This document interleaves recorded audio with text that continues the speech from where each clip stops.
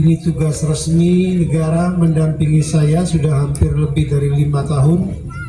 Dan karena berkat beliau juga banyak usulan-usulan dari Lembata setiap tahunnya yang kemudian kami perjuangkan untuk kepentingan keluarga besar di Lembata. Oleh karena itu saya mengajak kita semua memberikan aplaus, doa restu Bapak Ibu yang saya cintai. Tentu kita berterima kasih juga kepada saudara-saudaraku pihak keamanan yang terus mengawasi semua sosialisasi di Lembata dan rekan-rekan dari Panwas yang saya kira dari pagi sampai sore bahkan malam nanti terus mengawasi semua kegiatan sosialisasi calon anggota DPRD dari semua partai. Tentu kami juga mohon maaf sosialisasi Partai Amanat Nasional sore hari ini di Waikomo agak terlambat karena perjalanan kami yang agak tersendat dari Puor, Dapil 4 Kabupaten Lembata. Bapak Ibu yang saya cintai, mungkin saya hanya singkat saja, tidak lebih dari 30 menit, jadi mohon izin saudaraku Panwas agak molor sedikit. Yang pertama, Bapak Ibu yang saya cintai, saya mohon betul dari hati saya yang paling dalam kepada kita semua. Mari kita sikapi pemilu sebagai pesta demokrasi.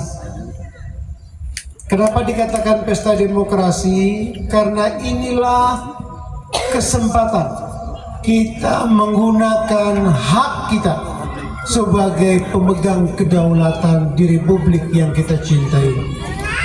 Hari ini Bapak Ibu semua yang akan menentukan arah pembangunan bangsa kita.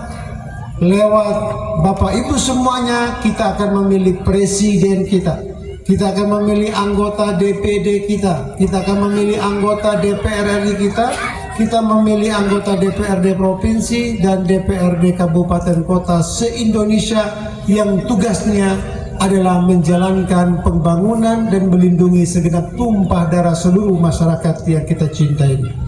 Oleh karena itu bagaimana arah bangsa kita ke depan ini tergantung tanggal 14 Februari yang akan datang, karena Bapak Ibu semuanya yang akan menentukan siapa pemimpin kita, siapa wakil kita yang akan menjembatani semua harapan dan keinginan orang tua semuanya agar bangsa kita maju lebih cepat ke depan.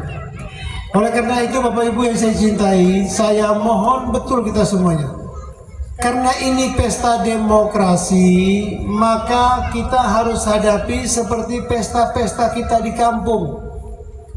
Bagaimana pesta perayaan Natal kita, bagaimana pesta Lebaran kita, bagaimana pesta pernikahan, pesta-pesta yang selama ini membahagiakan kita.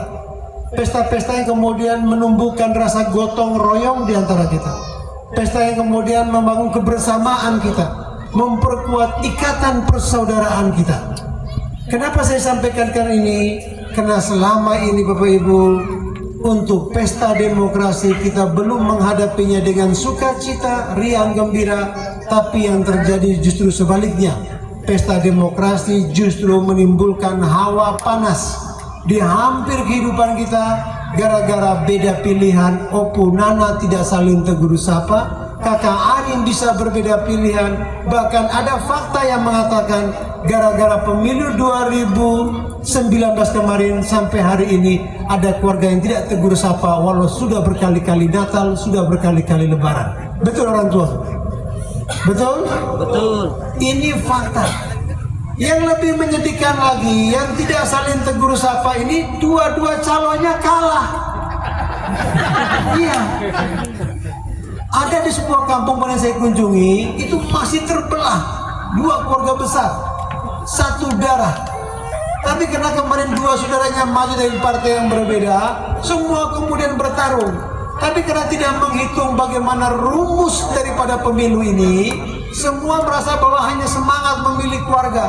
Akhirnya dua-dua kalah dan konfliknya sampai sekarang.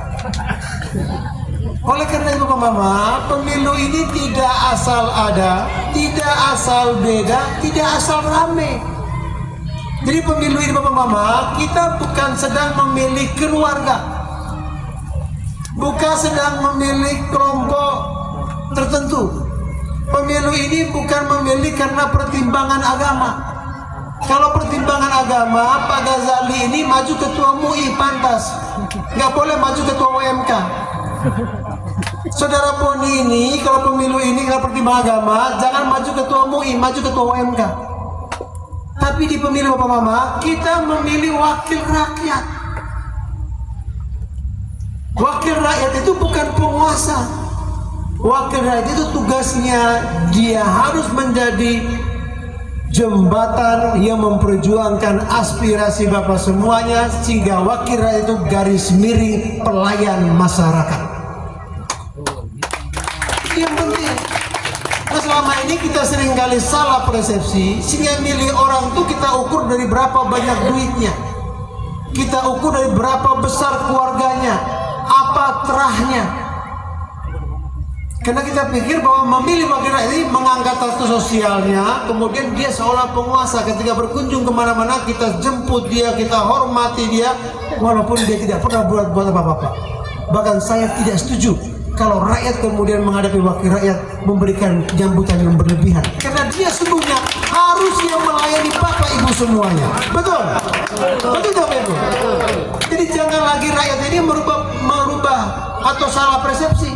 Justru kita ini yang sibuk menyambut para wakil rakyat, bukannya wakil rakyat yang sibuk melayani kita semua, membasuh kaki kita semua agar kehidupan kita lebih baik ke depan. Ini yang harus kita pahami betul. Sehingga Bapak Mama yang saya cintai, di pemilu ini ada rumusnya.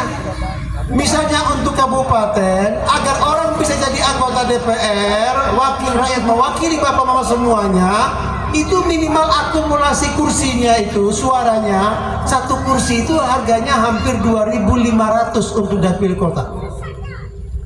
Makanya kita punya 7 wakil rakyat, calon wakil rakyat yang kita ajukan. Kemarin hampir sekitar 32 orang yang daftar di PAN, mau caleg untuk dapil 1 lembata. Ada pengusaha kaya, ada mantan atau dia pernah jadi kepala dinas, pensiunan TNI, ada juga yang macam-macam. Tapi kemudian Partai Amanat Nasional itu menseleksi betul dari 32 nama itu, kita kemudian memutuskan 7 nama ini. Yang kita lihat bukan berapa banyak duitnya, yang kita lihat bukan berapa banyak keluarganya, dari mana dia berasal, tapi yang penting KTP-nya lembata, dan selama ini dia telah menunjukkan dia bahwa dia orangnya bersih, orangnya sungguh-sungguh dan punya dedikasi yang tinggi, mau berjuang untuk lembata yang kita cintai ini. Sehingga ada Om Boni, ada Om Anus, ada Pak Hasan Baha, ada Ibu Yuli, ada Tante saya Maria Magdalena.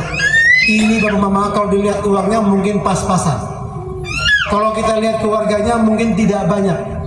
Tapi kami yakin betul ketulusan mereka, kejujuran mereka, keikhlasan mereka, semangat mereka mau mengabdi. Insya Allah mereka akan mampu mengumpul suara 3.000 dari masing-masing caleg ini, bisa menyumbang di atas 500. Sehingga kita optimis bahwa ke depan kita punya 1 kursi di dapil kota ini. Oleh karena itu Bapak Mama, ini yang harus kita pahami. Nah yang kedua, pilih wakil rakyat Bapak Mama, pilihlah wakil rakyat yang kita kenal dan dia kenal kita. Pilihlah wakil rakyat yang kita sukai dan dia mencintai kita. Pilihlah wakil rakyat yang kira-kira ke depan dia bisa berjuang untuk kita. Karena yang saya keliling di kampung-kampung ini Bapak Mama, saya sudah hampir 1 bulan keliling. Kemarin 4 hari di Manggarai Barat, 4 hari di Manggarai, 4 hari Manggarai Timur, 4 hari di Ngada, 4 hari di Nakeo, 4 hari di Ende, 4 hari lebih di Flores Timur.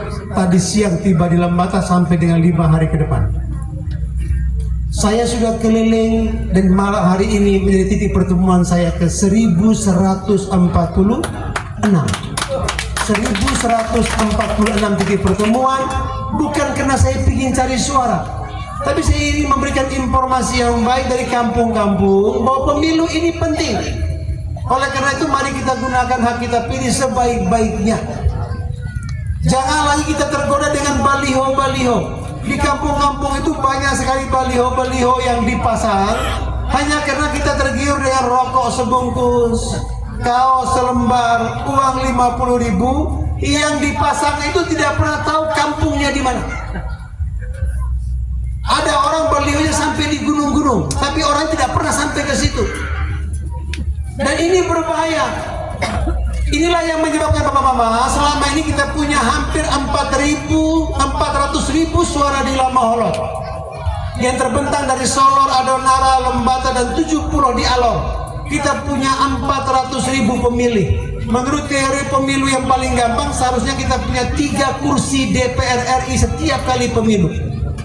Tapi faktanya bahwa sudah hampir puluhan tahun kemarin tidak pernah punya anggota DPR dari Lamaholot, kecuali di tahun 2019 kemarin kita baru sanggup mengatakan satu putra Lamaholot menjadi anggota DPR secara langsung. Setelah peralihan pemilu, dulu saya ingat Pak Soni Keraf yang hebat maju nggak kita pilih. Dulu ada Pak Pras Lepura yang maju, orang tidak pilih. Pak Herman juga maju, orang tidak pilih. Pak Imam Legur maju, kita tidak pilih. Akhirnya kursi ini milik semua dari sebelah sana itu. Yang datang ke sini pada saat pemilu saja, pada waktu-waktu tertentu saja. Akhirnya pembangunan itu tidak merata, perhatian tidak sama antara di sana dan di sini. Sehingga hari ini Bapak-Bapak saya cintai, saya keliling kampung-kampung mengajak kita semua sudah berhenti pakai cara lama, milih orang karena kita ingin tunjukin diri kita bahwa kita di tim sukses, kita ini punya jaringan, kita punya ini kenalan. Akhirnya mau ambil balihonya orang kena rokok sebungkus, kaos lembar, kita pergi pasang keliling kampung kita. Kita ajak kalau kita pilih dia, tapi dia tidak pernah keliling kampung kita. Sehingga ketika dia duduk di Jakarta, ketika nyusun anggaran tidak pernah tahu dia Waikomo di mana, betul? Dia tidak tahu itu Melu Meeting di mana. Dia tidak tahu Topo Tani itu di mana. Dia tidak tahu Wairiam itu di mana, Lebana di mana, dan seterusnya. Itulah yang dibawa selama ini, aspirasi-aspirasi yang baik itu belum sampai ke sini. Nah, oleh karena itu orang tua yang saya cintai, saya mengajak kita semua, mari kita gunakan hak pilih kita ini dengan sebaik-baiknya. Saya ingin panjang sekali menceritakannya, tapi karena ini waktu sangat terbatas bahasan, sehingga saya mohon nanti setelah pemilu saya akan reses di Waikomo. Saya akan reses di Waikomo. Karena kalau hari ini, Bapak-Bapak, saya butuh waktu 1 jam untuk menceritakan apa yang sudah kita kerjakan dan kenapa kita kerjakan itu. Tapi karena ini soal waktu dan di masa kampanye ini tidak ada dialog yang penting. Kenapa? Kalau Bapak nanti minta tolong sesuatu, saya nggak bisa bantu. Kalau saya bantu nanti melanggar aturan. Karena di masa kampanye begini saya tidak boleh memberikan, menjanjikan sesuatu kepada siapapun yang takut mempengaruhi orang untuk memilih saya karena sesuatu yang saya berikan, janji yang saya umbar. Sehingga hari ini Bapak-Bapak, saya hanya mohon kepada kita semua, mari kita gunakan hak pilih kita sebaik-baiknya dan dengan cara yang benar. Jangan lagi kita tergoda dengan apapun, walaupun kita ini susah, masih terbelakang, tertinggal. Jangan pernah menggadaikan harga diri kita hanya dengan 50.000, dengan rokok sebungkus, dengan kaos lembar, lalu memilih orang yang kemudian besok 5 tahun dia tidak pernah ingat kita, tapi datang lagi di saat pemilu untuk bagi rokok, kaos lembar untuk kita pasang baliho. Nah, Bapak-Bapak yang saya cintai, yang terakhir, fokus Partai Amanat Nasional tentu berdasarkan situasi kita hari ini. Partai Amanat Nasional selama ini berjuang untuk 3 hal penting untuk NTT dan Lembata yang kita cintai. Yang pertama, kita berjuang untuk mengentas kemiskinan. Yang kedua, kita berjuang untuk meningkatkan mutu pendidikan kita agar jangan tertinggal lagi. Yang ketiga, kita berjuang agar kesehatan kita membaik sehingga jangan lagi angka stunting terus meningkat dan seterusnya. Inilah 3 poin penting yang diperjuangkan Partai Amanat Nasional, yaitu bagaimana mengatasi kemiskinan, menekan angka pengangguran, kemudian bagaimana kita mendorong pendidikan kita juga maju agar anak-anak kita bisa mendapatkan pendidikan yang baik, yang layak, agar mereka bisa bersaing dengan daerah yang lain. Kemudian yang ketiga, bagaimana kesehatan kita ini kita perbaiki fasilitasnya, ditingkatkan mutunya agar masyarakat bisa mendapatkan pelayanan kesehatan yang baik dan memadai. Dan itulah kemudian Bapak bisa lihat program-program yang saya dorong selama ini. Kita bantu banyak rumah ibadah untuk koneksi, bagaimana mengembangkan UMKM di berbagai tempat. Kita mendorong juga bantuan untuk peningkatan fasilitas, bangun sekolah, bantu komputer untuk sekolah dan seterusnya. kita juga bantu ambulans di mana-mana, kita bantu juga mendorong peningkatan fasilitas kesehatan dan seterusnya. Itulah yang sudah kami kerjakan selama ini. Oleh karena itu kami mohon doa restu kepada Bapak Ibu semuanya. Kami mengajak kita semua bergabung dengan Rumah Besar Partai Amanat Nasional agar ke depan kita bisa tuntaskan lagi untuk memajukan Lembata dan Nusa Tenggara Timur yang kita cintai. Akhirnya orang tua saya cinta ini, karena ini sudah malam dan waktunya sudah lewat 30 menit, kami mohon izin, mohon undur diri, dan saya berjanji nanti kita akan buat satu reses di sini setelah pemilu, agar orang tua, anak muda semuanya bisa menyampaikan harapan dan keinginannya yang akan kami perjuangkan secara politik ke depan. Setuju? Oleh karena itu terima kasih atas perhatiannya, mohon maaf atas segala kurangannya. Selamat sore, salam sejahtera untuk kita semua.